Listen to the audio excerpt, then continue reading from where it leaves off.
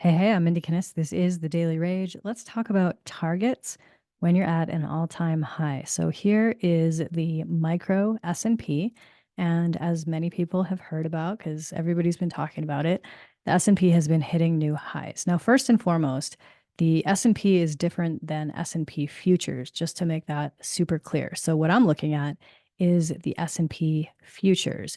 So the first thing to do, it's like, oh, where is our point of resistance on this chart?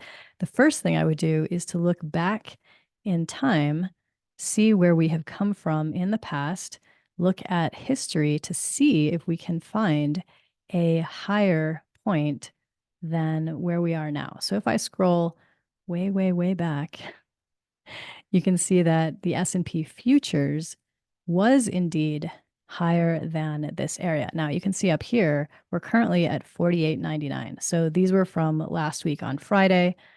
Clearly that's not going to help us very much, but we do have higher points. This was back in like end of 2021, early 2022. So what we can do is we always want to find resistance above current price. So 48.99. So what we'll do is we will raise this up above that point and go up to here. That would be our first point of resistance from back here in January of 2022. And then we'll go up top here from when was this high point in also January of 2022. So that gives us our next two targets to the high side. Now, let's say you couldn't find, let's say it was actually an all-time high and there is nothing higher in the past. Here's what I would do. And this is based on the way that I trade. I am generally a day trader, so very short term. What I would do is I would look at the average true range.